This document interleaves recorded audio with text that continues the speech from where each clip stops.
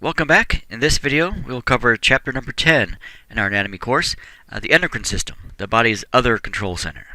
A quick introduction to the system itself. The nervous system, along with the endocrine system, are totally interconnected and are always monitoring each other's activities. In addition to the nervous system, the endocrine system controls a good bit of what your body does on a day-to-day basis. It will collect information just like the nervous system does, but it sends information along at a slower rate, and often has a more subtle control system. Even though it acts more slowly, the effects will last longer than it would of a nervous system. Sometimes the effects of the endocrine system can be hours or even days long. Learning objectives for this chapter: discuss the functions of the various endocrine glands, describe the purpose and effects of hormones within the body, discuss the process of homeostatic control and feedback mechanisms of hormone levels, be able to differentiate between hormonal control, humoral control, and neural control of hormones, and explain common diseases of the endocrine system. First, we'll start off with the organization of the endocrine system. The endocrine system is a series of organs and glands throughout the body that secrete chemical messengers, and these chemical messengers are called hormones, and they're secreted into the bloodstream. So endo means inside, and the ending crine, or crine, up here, means secretions. So these are secretions going into the blood. Now the opposite of these, exocrine glands, or exocrine organs, like sweat glands, salivary glands, lacrimal glands, and so on, produce an exocrine secretion. These will exit a gland through a duct, go to the external environment. So that's a little bit different than what we're talking about for this chapter. These are secretions that go into the blood. And there are many organs and many glands that have multiple functions. The pancreas, for example, has both an endocrine and exocrine function. The hypothalamus has an endocrine and exocrine function. Here are some common examples of some endocrine glands and their hormones. Pineal gland up here in the brain, hypothalamus, pituitary gland, the master gland, one we'll spend a lot of time on in this video. The adrenals, here right on top of the kidneys. Parathyroid and thyroids here. Thymus. Of course, for males, the testes, and for females, ovaries. And the pancreas here. Here's a table of very basic endocrine organs and the hormone that they release and their effects that they have. And we'll spend a good bit of time in this video going over many of these. Alright, like we mentioned before, hormones, chemical messengers that are released by endocrine glands. And they're released into the bloodstream and travel all over the body. Remember, when something is inside your blood, it will travel the entire network that your blood travels. This can affect sometimes millions of cells all at the same time, assuming they have the right receptor for that hormone. And the effects of these hormones could be something as short as a few minutes, or it could be several hours or even several days long. Now, many hormones are secreted constantly, and the amount that's secreted is changed as needed. Sometimes you need it turned up, sometimes you need it turned down. Here's a comparison, a side-by-side comparison between neurotransmitters and hormones, and how they're similar but also how they're different. For example, they're both chemical messengers. They both will bind to a receiving target cell. Neurotransmitters will control how excited a cell is, but a hormone will control a cell's activities. Of course, neurotransmitters are released by neurons. Hormones can be released by neurons or glands or organs. Neurotransmitters are released at the synapse. Hormones are released into the blood. Neurotransmitters are usually, their target will be very close to where they're synapsing, but for hormones, they usually will travel to a distant target. The effects of neurotransmitters happen relatively quickly, much less than 1 second. But for hormones, the effects take time to kick in and will last much longer. The neurotransmitters affect only a single cell, as for hormones can affect hundreds of thousands or even millions of cells all at the same time. So there are some similarities between the two, but there are some big differences between the two also. Now, hormones will work by binding to receptors on target cells. So they can bind to sites outside of the cell, but also inside the cell also. If a hormone binds to the outside of a cell, it can have a variety of different effects, either by changing the permeability of the cell membrane, or sending a target cell a message to change the activity inside of the cell. Now, one special class of these hormones are called steroids. These are particularly powerful because they bind to sites inside the cells. Now, steroids are a lipid-based molecule that can pass easily through a target cell membrane, which allows them to interact directly with the cell's DNA to change that cell's activity. Now, these types of compounds must be controlled very tightly, because even small amounts can greatly impact their performance and impact the cell. Now move on to the control of endocrine activity. The amount of hormone that gets secreted will change depending on your situational demands. Now, many endocrine organs will secrete hormones constantly. It depends on in what volume they are made. Now, many chemical and physical characteristics of the body have a standard set point that is ideal for a particular value. Blood pressure, blood sugar, heart rate, oxygen. There's a standard on where your body should be at all times. So your control systems of your body, the endocrine and nervous systems, work to keep these levels near or at their ideal level. Now, there is a way for the body to measure these variable levels, the place where the ideal level is stored, and also a way to fix those levels when they get out of this normal range. So, for example, the hypothalamus in the brain stores the ideal setting for your temperature for your body. You have an example of a thermostat controlling your body's temperature. But in this example, we're using an air conditioner and a furnace of a house. If it gets too hot, then the air conditioner will kick in, reacting to a negative feedback, so the temperature gets cooled down. If the temperature gets too cold, then the furnace will kick in due to negative feedback, releasing heat to increase the heat. So there's a balance here. If it's too hot, then the AC kicks in. If it's too cold, the heater turns on. If any of the body's homeostatic values are seriously disrupted, the control systems will kick in to bring back to the more ideal levels. This is done by negative feedback. And negative feedback will counteract a change, and hormones will work the same way. If hormone levels rise, then negative feedback will turn off endocrine organs that is secreting that hormone. Okay, the same analogy that we made with the air conditioner and the heater in a home, it works the same way for using negative feedback to control your body's temperature. So when you get too hot, this will send commands to the blood vessels and your sweat glands through negative feedback to increase blood flow, which will increase the amount of sweating. It'll help cool your body down. Okay, the opposite of that would be if your body's getting too cold, this will send a negative feedback signal to blood vessels and sweat glands, for example. So blood vessels will constrict to direct the flow of blood more toward the vital organs, so you don't lose any more heat than you already are. The sweat glands will basically be turned off, because when you sweat, you cool down, so you don't want to be any cooler than you already are. So this will stimulate shivering of muscles also to help generate more heat in order to raise your body temperature. So it's the same process of negative feedback for both when your body gets too high in temperature or gets too low in temperature. Now, positive feedback increases the magnitude of change. So, for example, the flow of sodium into a neuron during depolarization.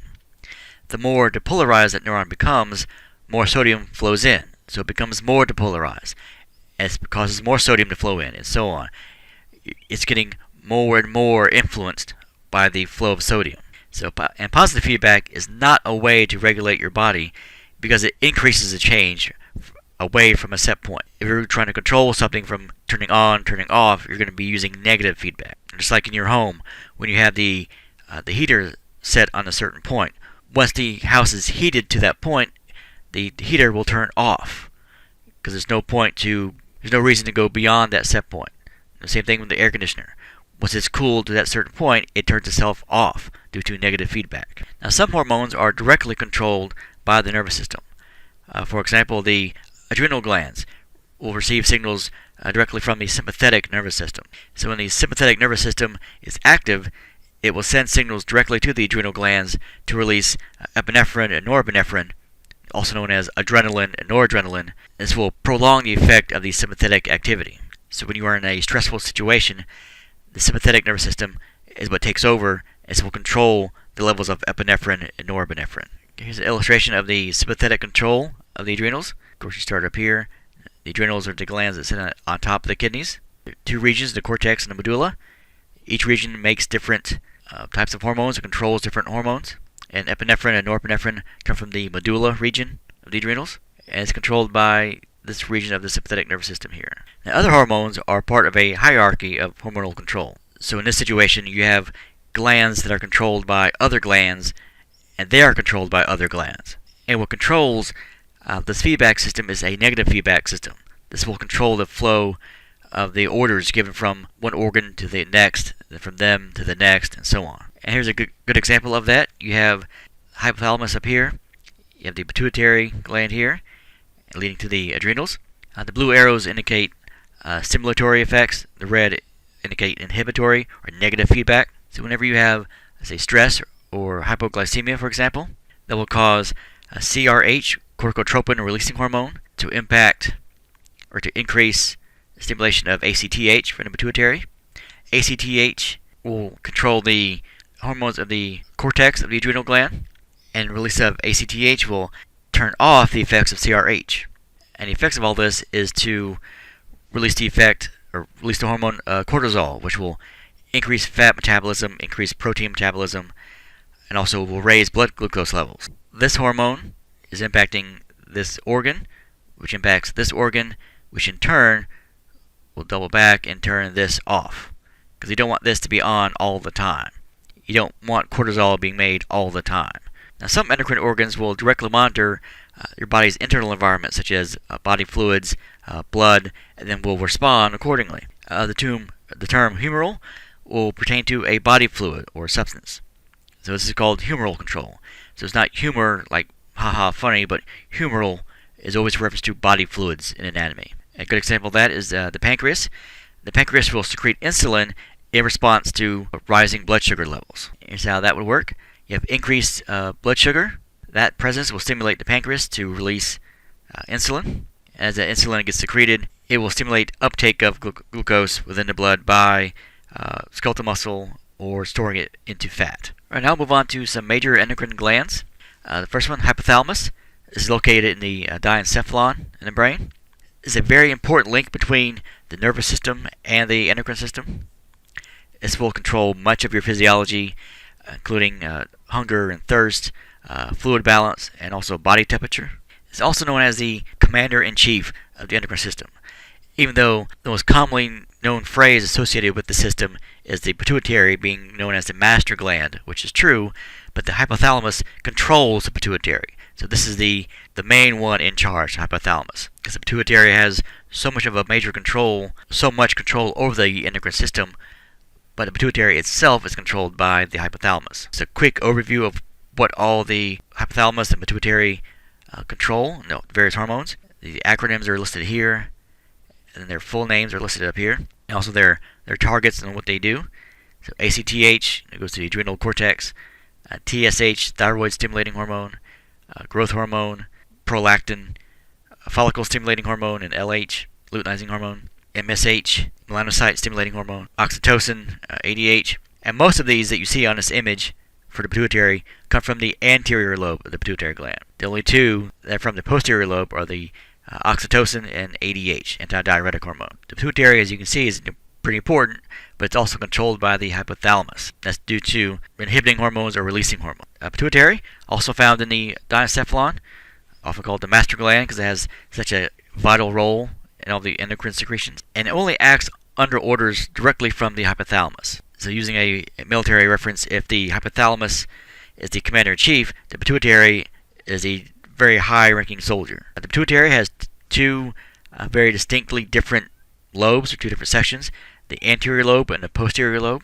There really are just two different structures almost fused together as one larger structure, because the two lobes are very, very different from each other. The posterior lobe is really an extension of the hypothalamus.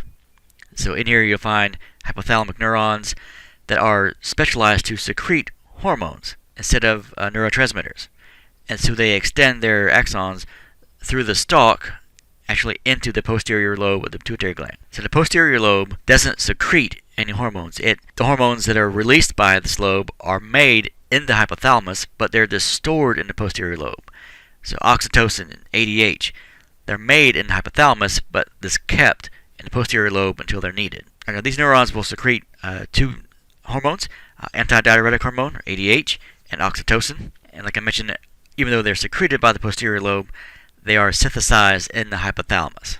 Like the name indicates, ADH, antidiuretic hormone, this will decrease urination, which will decrease fluid loss, which will increase body fluid volume.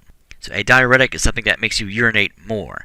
So antidiuretic will make you urinate less in order to save fluid from being lost. This is secreted when the hypothalamus senses your blood volume has become decreased, or there's an increase in blood osmolarity. So there's more solids suspended within the blood itself. Now this will circulate throughout the bloodstream and will target the kidneys specifically, because the kidneys are responsible for absorbing water and producing urine.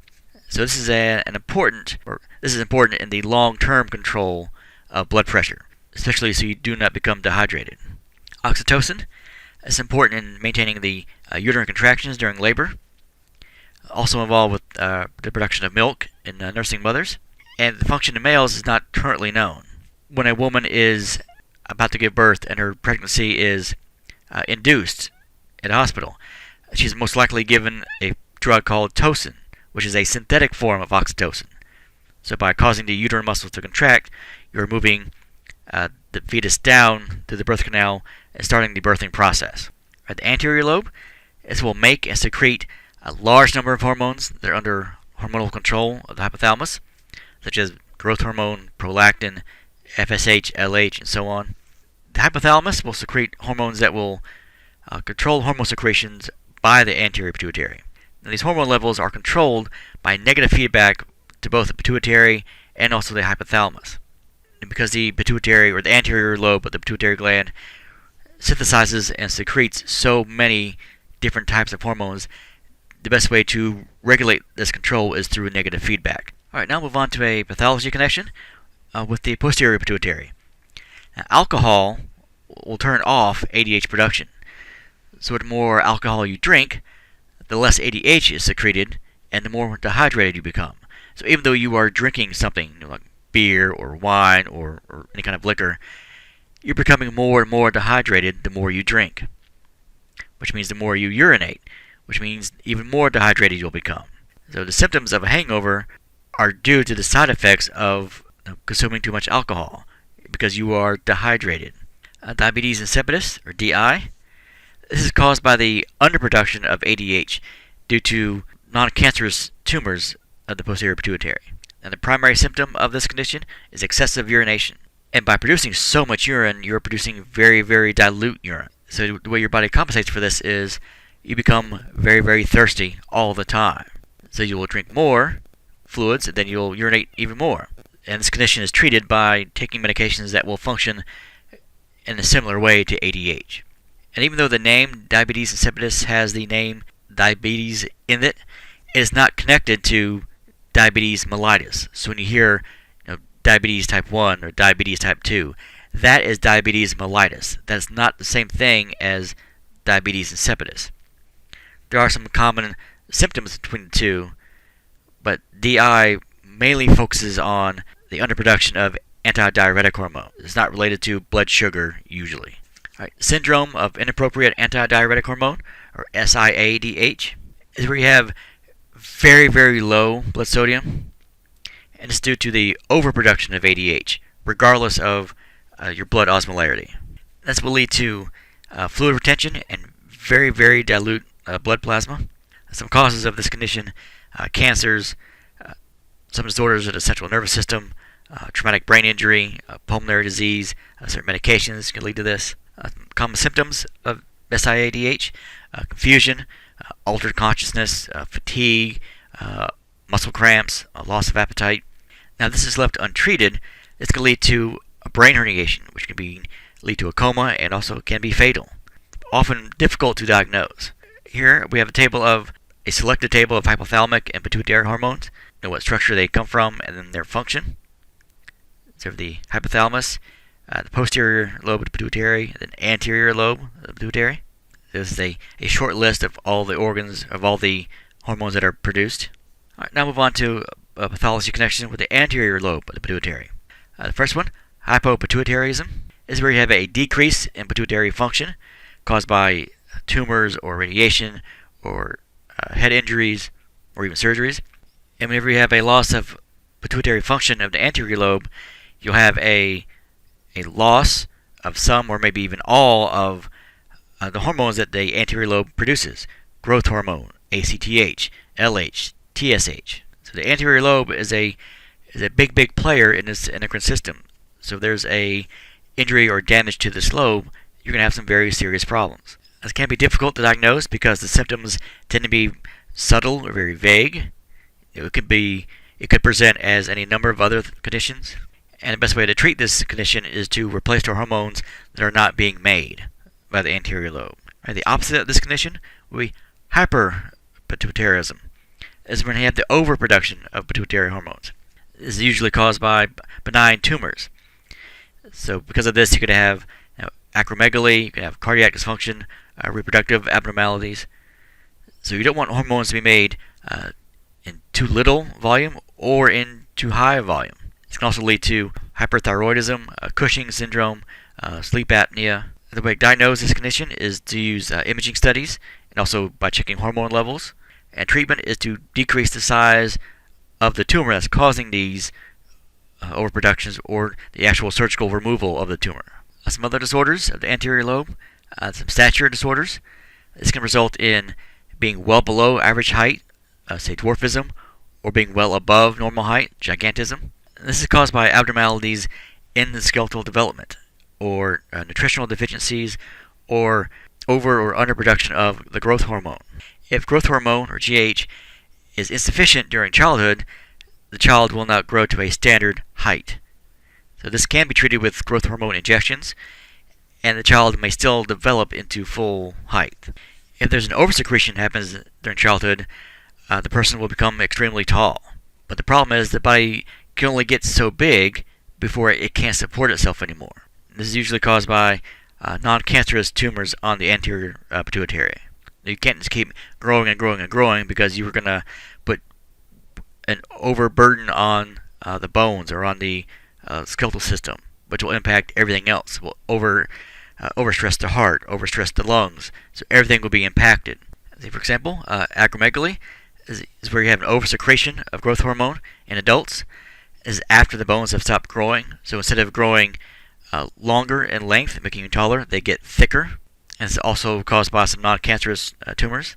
We'll talk about some other major endocrine glands. The first one, the thyroid gland, is a butterfly-shaped gland right in the anterior or the front portion of the neck. It secretes thyroid hormone, which is how it's most commonly referenced. But there are two different kinds. You have T3 and T4. T3, triiodothyronine, and thyroxine, or T4. And both of these have the same effects. They control cell metabolism and growth. So collectively they're known as the thyroid hormones, but structurally they are different. T3 is a little bit different than T4. Table salts will contain iodine, which will ensure people get enough iodine in their diet to make the thyroid hormones function. If you make too much of this, or hyperthyroidism, or if you make too little, hypothyroidism, there's a huge variety of clinical symptoms because you're talking about controlling overall metabolism in your body. If someone has a underproducing thyroid, hypothyroidism, it will be very difficult for them to lose weight. They may have a perfect diet, they may work out all the time, they may be doing everything right, but if the thyroid isn't producing T3, T4 enough, or if they're not functioning properly, it'll be very difficult to lose weight without the additional help of receiving injections of thyroid hormone, because the hormones that will control metabolism just aren't there. So it doesn't matter what you eat or how well you eat or how well you work out. If the body doesn't know how to break down its food, you will continue to gain weight. It makes it very, very difficult to lose weight. And the thyroid gland also secretes another hormone, calcitonin, and this will decrease the blood calcium levels by stimulating bone cells. And we talked about in a previous video how the skeletal system is not something that's very static. It's something that is dynamic. It's constantly being built up and constantly being stripped down for minerals. So you don't want the levels of blood calcium to get too high. So calcitonin will lower blood calcium. And by doing so, you prevent hypercalcemia. Right, here's a view of the thyroid and also the parathyroid, which we'll talk about next. They're just below the voice box, or the Adam's apple for males. You have the bilobe gland, the thyroid. And on the back side of the thyroid, you have these 4 small nodules here. Those are the parathyroids. Right, thymus gland. It has both an endocrine gland and a lymphatic organ located in the upper thorax. It plays a very vital role in the immune system. This is where certain blood cells go to mature and become T lymphocytes and B lymphocytes. The thymus will produce a hormone called thymosin, which will help the special white blood cells mature. The T cells and B cells, they mature in response to the presence of thymosins. One other thing about the thymus gland, when we're first born, it starts off fairly large, but after we hit puberty, it starts to become smaller and smaller and smaller. So by the time we are middle age, it's basically almost all gone and it's replaced by fat tissue. The pineal gland, this is a very tiny gland found within the brain. The full function isn't fully understood, but it does make the hormone called melatonin, which causes your rising and or waking and sleep signals. This is why when it's cloudy or overcast outside, this is why you feel sleepy. Your body thinks that it is nighttime because the sun isn't out. So your body is getting you ready to go to bed for the night. So more melatonin is released. That's why melatonin is a sleep aid.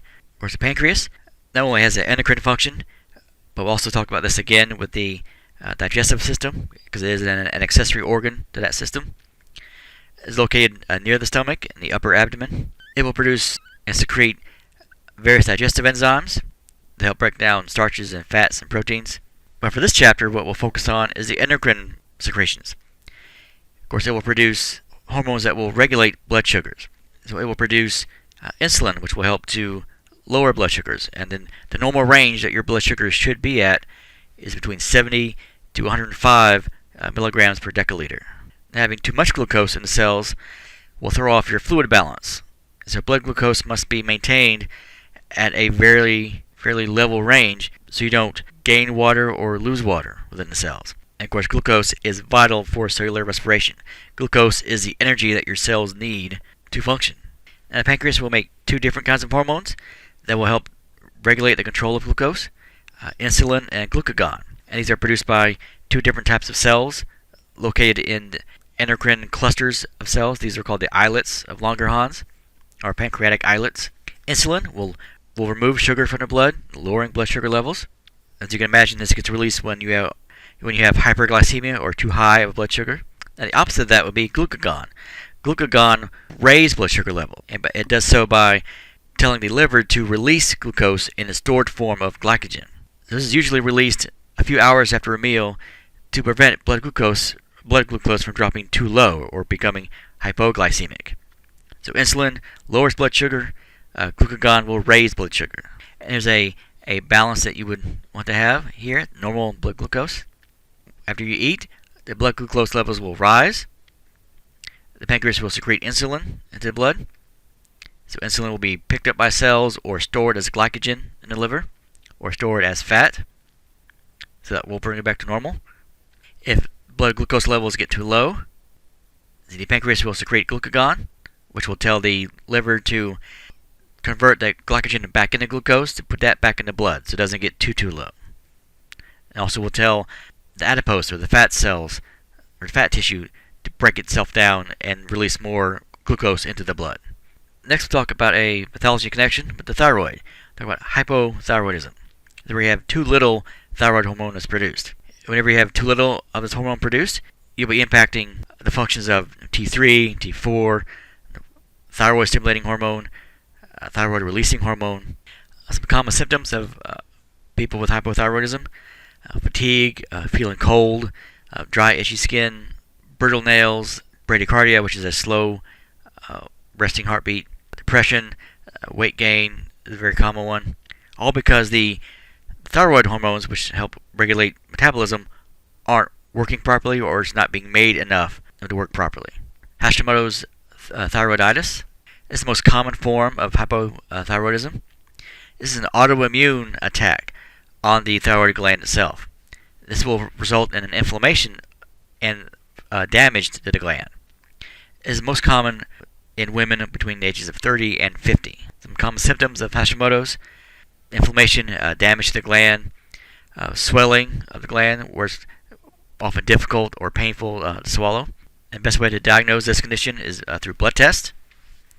Hashimoto's has very low levels of T4, but very high levels of TSH, the thyroid stimulating hormone. So the thyroid is being stimulated, but it's not producing T4. And the best way to treat this is taking daily doses of a synthetic form of T4. See, congenital hypothyroidism, because it's congenital, it's present at birth. This happens in roughly 1 to 4,000 live births. This is caused by an anatomical thyroid abnormality, or having no thyroid, or having thyroid metabolism errors, or having an iodine deficiency. Now, if left untreated, this can lead to very severe intellectual disabilities and very short stature in that person. That's the most common preventable cause of mental retardation. Another one with the thyroid, hyperthyroidism, where you have an overproduction of thyroid hormones. Some common symptoms: feeling hot, as opposed to feeling cold in hypothyroidism. Muscle tremors, sweating, tachycardia, where you have a very fast heart rate, an exact opposite of bradycardia and hypothyroidism.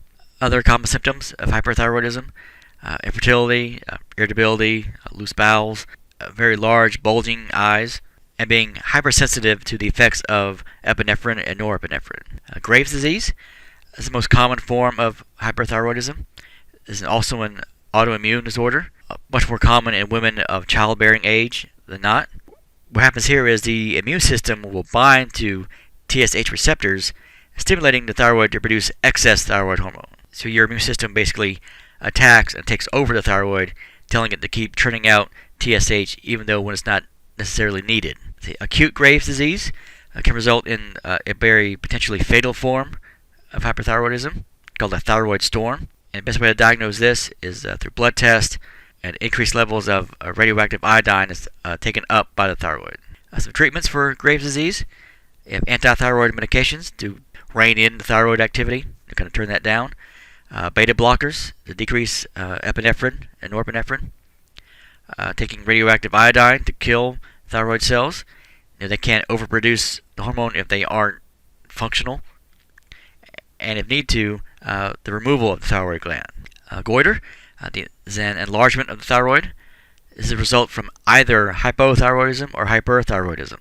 And this can't interfere with swallowing or even breathing, because you're producing a tightness in the throat. Some treatments for goiter: medications or radioactive iodine treatments. Those usually can shrink a goiter, or if need be, a surgical removal of the goiter. Here's some examples. Very prominent here and here. And a little more subtle here, but still fairly obvious: the enlargements of the thyroid. Some changes in the eyes, the enlarged, bulging out eyes for Graves' disease. There shouldn't be that much of a protrusion here.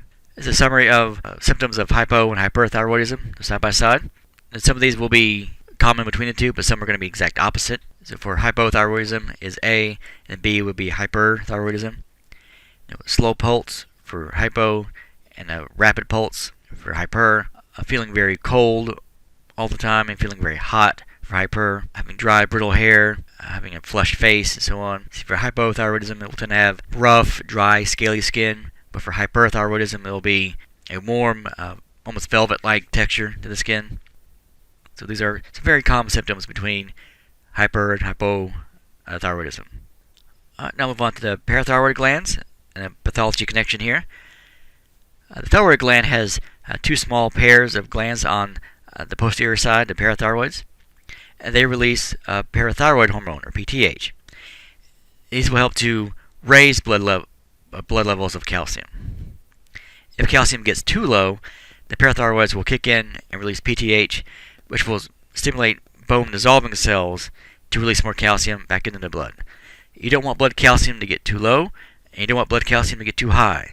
So parathyroid hormone and calcitonin have opposite effects of one another. Now, damage can reduce the production of the PTH, which will lead to hypoparathyroidism, or an insufficient production of the parathyroid hormone, which can lead to a drop in calcium levels. So there's no way to get it to increase, so it keeps dropping and dropping and dropping. Now, having too low calcium levels can interfere with nerve functions and can cause tetany, among other conditions. And the way you treat this would be through calcium and then vitamin D supplements. Our next group of major endocrine glands, the adrenals. These are small glands that sit on top of the kidneys. looking like a little hats almost. There are two regions, the cortex and the medulla. The terms cortex and medulla are generic terms in anatomy. They aren't particular just for the adrenals. Cortex is always the outermost layer, and the medulla is more toward the middle. See, the two different regions are made up of two different types of tissue, and they make two different types of hormones. So for the adrenal medulla, it will secrete two different kinds of hormones: epinephrine, also known as adrenaline, and also norepinephrine, or noradrenaline. Now, norepinephrine is both a hormone and a neurotransmitter. So both of these hormones, epinephrine and norepinephrine, can increase duration of the sympathetic nervous system, and the effects will last longer than the neurotransmitters. So such effects include increased heart rate, blood pressure, respiratory rate, sweaty palms, and so on. So whenever you're in an emergency situation, let's say you're almost in a car wreck, for example, even though that situation has passed, you can still feel your heart racing. You still feel your rapid breathing rate. All those are the effects of the sympathetic nervous system. And the effects are still there even though the event is over, because these are caused by hormonal effects. The hormone is still racing throughout the bloodstream. It's going to take a while for that to be broken down and to be counteracted by the parasympathetic nervous system. The adrenal cortex will make dozens of steroid-related hormones. These are classified as the adrenocorticosteroids because they come from the adrenal cortex. Adreno references the adrenal glands. Cortico is a reference to the cortex. Now these are released under the direct stimulation of the anterior pituitary. The hormone ACTH, adrenocorticotropic hormone. This will regulate the control of hormones directly from the cortex of the adrenal. Now many of these hormones are so important that you can die fairly quickly if these are not produced in the levels that they should be. There are two other classes of hormones. Mineral corticoids. These will help to regulate electrolytes and fluid balances. And glucocorticoids will help to regulate blood sugar. Glucose is a reference to sugars. So aldosterone would be a mineral corticoid. Cortisol, glucocorticoid. The other hormones that are responsible for regulation of cell metabolism, growth, immune system function, secondary sex characteristics, all these are found within the adrenal cortex also. Now move on to another pathology connection. We'll talk about diabetes mellitus. This is what people think of when they hear the term diabetes, type 1 or type 2. That's diabetes mellitus. So if you have an abnormally high levels of blood sugar as hyperglycemia, this can be caused by a decreased secretion of insulin itself, or your body becoming insensitive to insulin being there.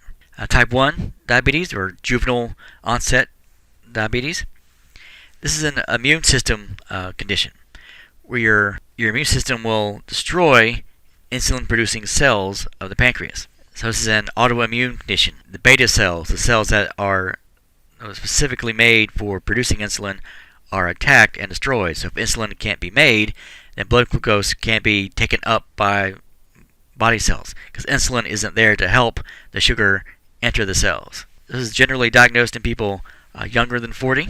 So the result is your body doesn't make enough insulin. So you'll be needed to take daily doses of insulin to counteract this. Type 2, or late onset diabetes mellitus, this is caused by the insensitivity of the body's tissues to insulin. So insulin is being made just fine, but your body's cells don't perceive it being there, don't react to it well. It's diagnosed in patients that are over 50, especially with those who are obese. This can be treated with a controlled diet or a weight loss regimen or anti-diabetic drugs. A good way to check for this would be urinalysis or other blood tests. Alright, so for both type 1 and type 2 diabetes, you'll have an abnormally high blood glucose or hyperglycemia, and it must be resolved. High glucose levels can cause the kidneys to work much harder than they already do and secrete excess sugar. So when this happens, you have an increase in urination and also become more dehydrated. Now, sugar should not be in your urine. When there's an excess sugar found in urine, that means it's not being picked up by your cells, which means there's some issue with the pancreas somewhere. So the stress of trying to get rid of all this excess blood sugar can lead to kidney damage. So if cells don't have glucose, they can't make ATP, which is the energy molecule that all cells need to function. So if a diabetic goes untreated, You can lose weight. You get permanent damage to some peripheral nerves. Your blood will become increasingly acidic. Difficulty with wound healing, and if left untreated, can lead to coma and can be fatal. So monitoring and treating your diabetes, whether it be type 1 or type 2, can save your life. So when blood glucose gets too low, or hypoglycemia, this is the primary side effect of taking insulin, because you are taking too much. So blood sugar is being taken up too quickly, so there's not much left in the blood. So some symptoms of hypoglycemia: hunger, nervousness, dizziness, difficulty speaking, anxiety. These are the early stages. If it continues on, then you'll get mental confusion. It can lead to seizures, coma, and this can become fatal. Having too low blood sugar can lead to fluid balance problems. And cells, in particular cells in the brain, can't get enough glucose that they need to function. Now, your body does have a defense against hypoglycemia. When blood sugar gets too low, the pancreas will decrease insulin secretion and will increase glucagon secretion in order to raise levels of blood sugar. And the reason why this is, if your blood sugar is low already, you don't want to make more insulin to make it go even lower.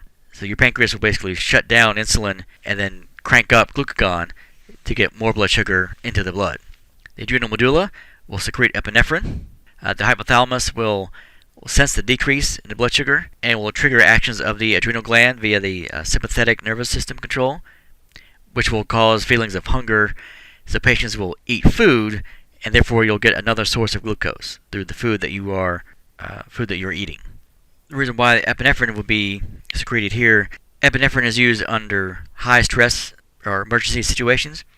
When your body is in that condition, it will tap all sources it can to get blood glucose, whether it be turning fat cells back into glucose, turning glycogen into glucose, turning non-carbohydrate sources into glucose.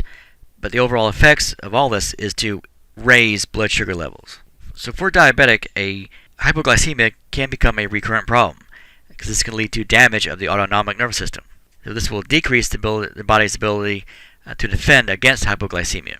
If you are a diabetic and you take insulin, it's very important that you are taking the proper amount. Taking too much can lead to serious problems. Taking too little can lead to serious problems. See, the treatment for hypoglycemia, of course, getting sugar quickly into the bloodstream. So drinking soft drinks, orange juice, hard candies, all that will ingest a high amount of sugar relatively quickly. And if you have a severe case of hypoglycemia, you will need medical attention immediately. Here are some common effects of diabetes mellitus. It can cause damage to the eyes, diabetic retinopathy. It can cause damage to the kidneys. It can lead to heart disease and heart attack. It can lead to strokes. It can lead to damage to the aorta and its various branches off the aorta. So being diabetic or even pre-diabetic is not something to take lightly. Here's a side-by-side comparison of both type 1 and type 2 diabetes. Now they're similar in how they are different. Of course, type 1, juvenile onset. This is an autoimmune condition. The way you treat it is daily injections of insulin. Your body can't make enough insulin because your body's immune system is destroying the cells that make it. And some common symptoms: usually sudden and severe excess urination, extreme thirst, and also weight loss. So even though you may be drinking loads and loads of water, you are still constantly thirsty, and you're still constantly urinating. For type 2, this is insulin resistance. So the insulin levels are fine that are made by the pancreas, but your cells can't take them up. The way you control this, especially in the early stages, through diet, through weight loss, exercise, and the symptoms tend to be more subtle than type 1, excessive urination, thirst. But both of these can be managed, assuming it is diagnosed early enough. Now we'll move on to another pathology connection with steroid-related conditions. The first one we'll talk about is Addison's. Now, Addison's is caused by an insufficient production of the adrenocorticosteroids. Now there are two of those, cortisol and aldosterone. Cortisol is also classified as a glucocorticoid because it involves different levels of glucose in the blood. And aldosterone is a mineral corticoid because it deals with maintaining fluid balance and electrolytes and blood pressure. Some symptoms of Addison's: weight loss, muscle weakness, fatigue, low blood pressure, irritability, excessive skin pigmentation, depression. Some possible causes of Addison's: It can be due to cancers or an infection or an autoimmune process, or with abnormalities of the hypothalamus and the pituitary.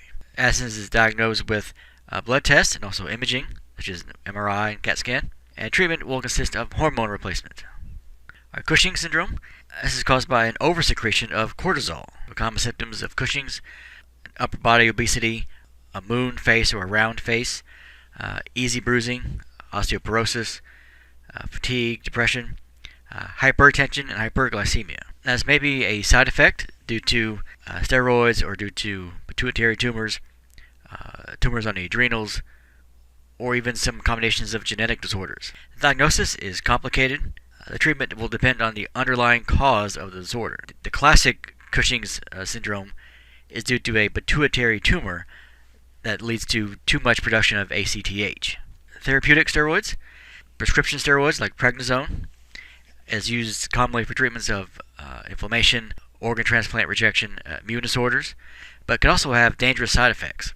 These can include bone density loss, weight gain, fat deposits, and also slowing how quickly wounds can heal. Now, one of the key things about these kinds of therapeutic steroids, you can't just stop them suddenly. When a patient takes a steroid medication, the adrenal gland will decrease steroid production in response to that. So you can't just stop this cold turkey. There are some biochemical changes that occur here. These are changes in the adrenal gland itself and changes to the immune system caused by the steroid use. All right, now I'll talk about steroid abuses, such as anabolic steroids. Of course, the primary effect is on the body, such as a much larger muscle mass. And this is used primarily to enhance performance or enhance muscle size. All right, those are the primary effects on the body, but there are some side effects also. For men, the shrinking of testicles and decreased sperm production is common. Also, the development of breast in women, the deepening of a voice, a decreased breast size, and also excessive body hair growth are some side effects that you'll find in both males and females. An increased cholesterol level, cardiovascular disease, suppressed immune function, possible exposure to hepatitis B or HIV if you are injecting with shared needles, and also aggressive behavior, the roid rage that people commonly associate with anabolic steroids. And all major and all amateur athletic organizations ban the use of steroids. All right, now I'll talk about cortisol and the stress response.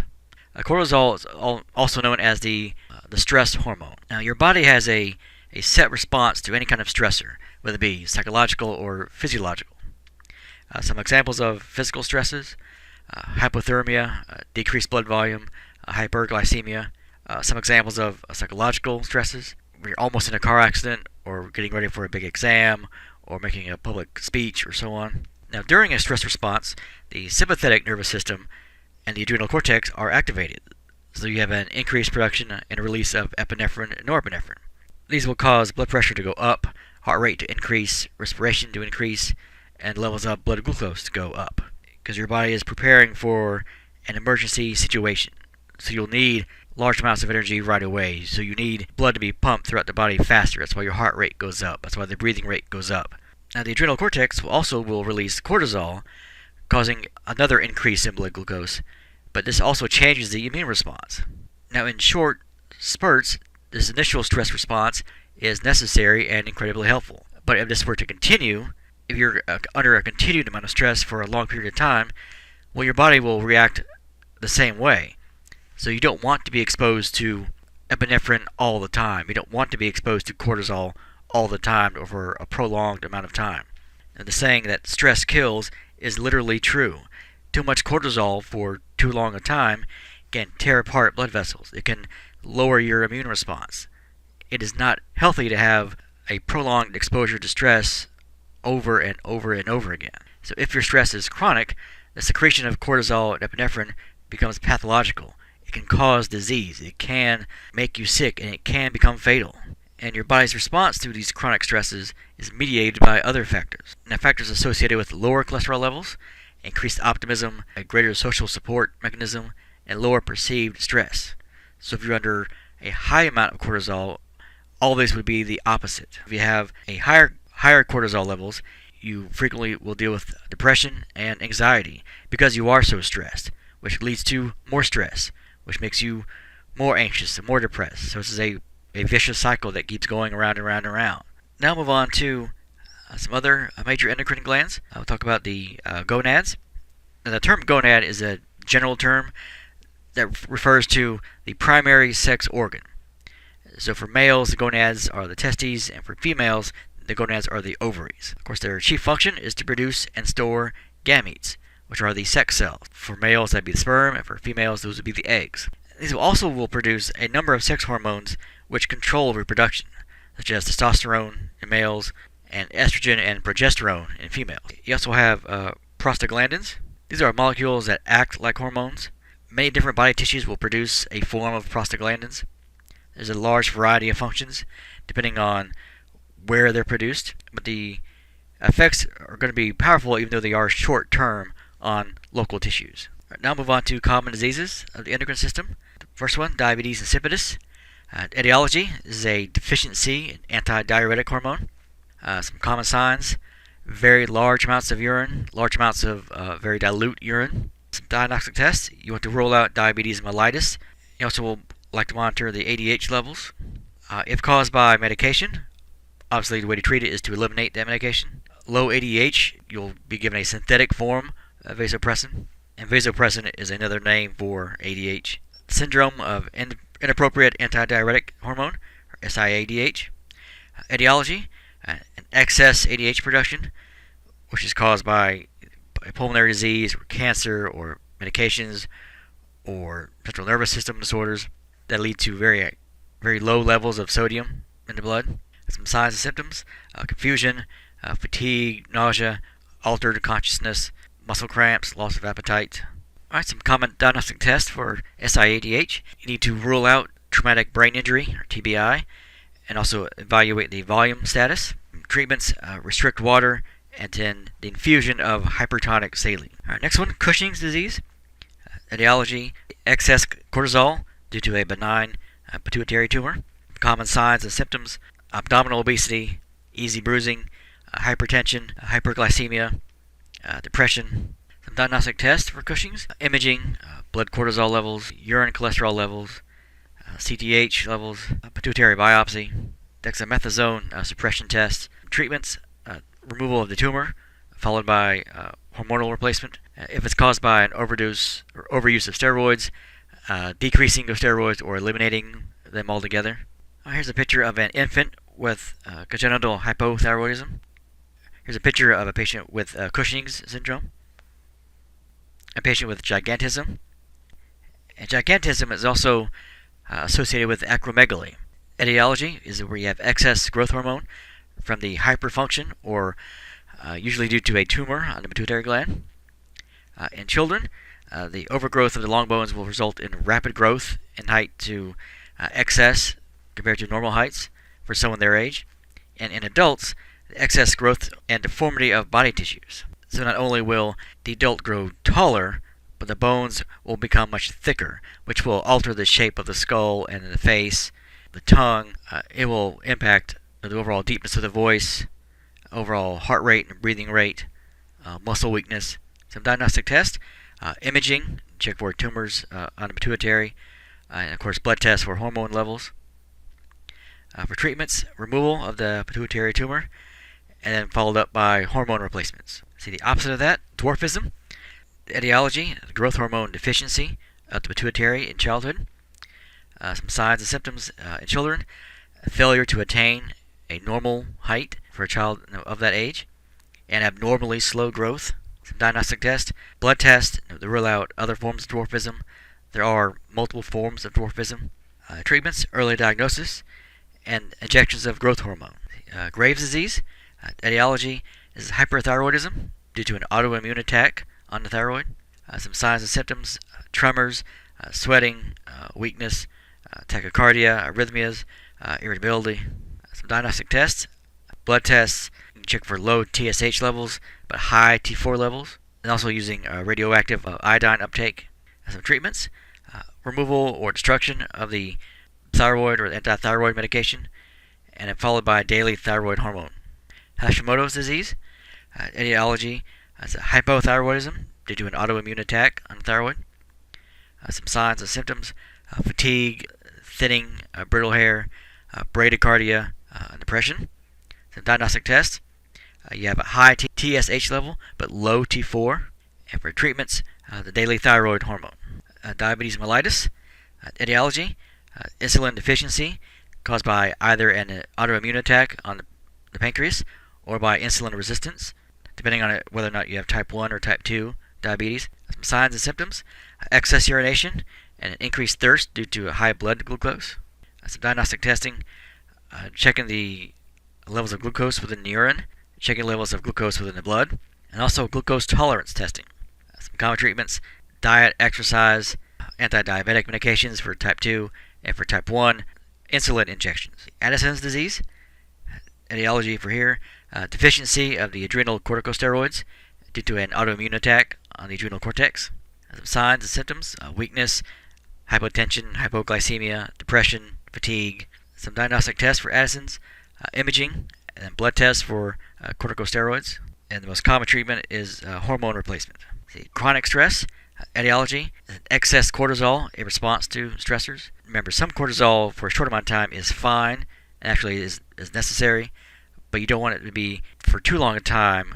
Some signs and symptoms: depression, anxiety, obesity, hypertension, the increased susceptibility to infections, hypercholesterolemia. Some diagnostic tests.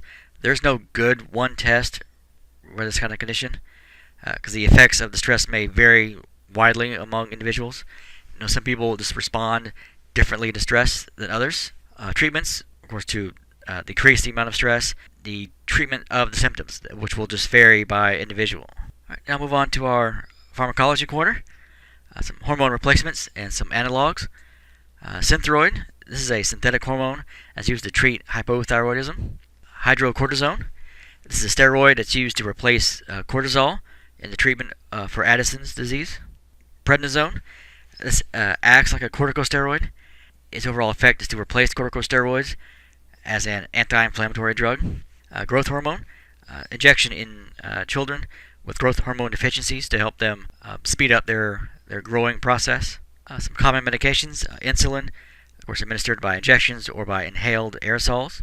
Glucophage, this will help to make the effects of insulin stronger so it can function more effectively.